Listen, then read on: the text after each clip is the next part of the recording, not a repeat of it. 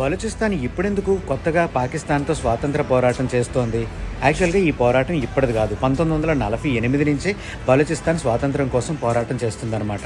1947 August ప్రాంతంలో British వాళ్ళు ఎప్పుడైతే మన భారతదేశాన్ని, పాకిస్తాన్ని, బలూచిస్తాన్ని వదిలేసి వెళ్ళిపోయేటప్పుడు బలూచిస్తాన్ ఆగస్టు 11, 1947న వాళ్ళు స్వాతంత్రం ప్రకటించుకున్నారు. అంటే మనకి స్వాతంత్రం రాకముందే ఒక 4 రోజుల ముందే వాళ్ళు స్వతంత్ర పౌరులుగా వాళ్ళని వాళ్ళు ప్రకటించుకున్నారనమాట. అప్పట్లో బలూచిస్తాన్లో ఉన్న కలత్ అనే ప్రాంతాన్ని మీర్ అహ్మద్ యార్ ఖాన్ అనే ఒక నవాబు పాలించేవాడనమాట.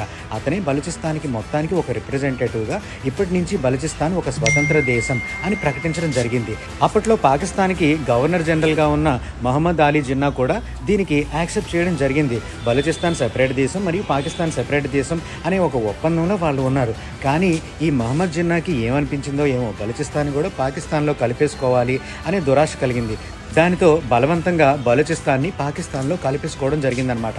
అప్పటి నుంచి బలూచిస్తాన్ ప్రజలు మా స్వతంత్ర దేశం మాకు ఇచ్చేయండి అని పాకిస్తాన్తో పోరాటం చేస్తూనే ఉన్నారు. ఆ పోరాటం ఇప్పటి వరకు కూడా కొనసాగుతూనే ఉంది. ఎప్పుడైతే భారతదేశం సింధూర్ 1, సింధూర్ 2 అనే ఆపరేషన్స్ మొదలుపెట్టి పాకిస్తాన్లోను మరియు పాకిస్తాన్ ఆక్యుపైడ్ కాశ్మీర్లోను ఉన్న ఉగ్రవాదుల మీద దాడి చేశాయో అప్పుడు బలూచిస్తాన్లో ఉన్న ప్రజలకు కూడా ఒక చిన్న ఆశ కలిగింది. మనకి పాకిస్తాన్ శత్రువు, అలాగే బలూచిస్తాన్ వాళ్ళకు కూడా పాకిస్తాన్ శత్రువు.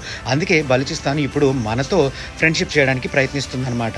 మన సపోర్ట్తో బలూచిస్తాన్ ఒక స్వతంత్ర దేశం సంపాదించడానికి ఒక మార్గం వేసుకుంటుంది. మీ ఒపీనియన్ కూడా చెప్పండి. బలూచిస్తాన్కి పాకిస్తాన్ స్వతంత్రం ఇవ్వడం మంచిదా కాదా? బలూచిస్తాన్ ప్రజల కోరిక న్యాయమా కాదా అనేది మీరు కూడా కామెంట్స్లో చెప్తే నాకు కూడా ఒక ఐడియా వస్తుంది.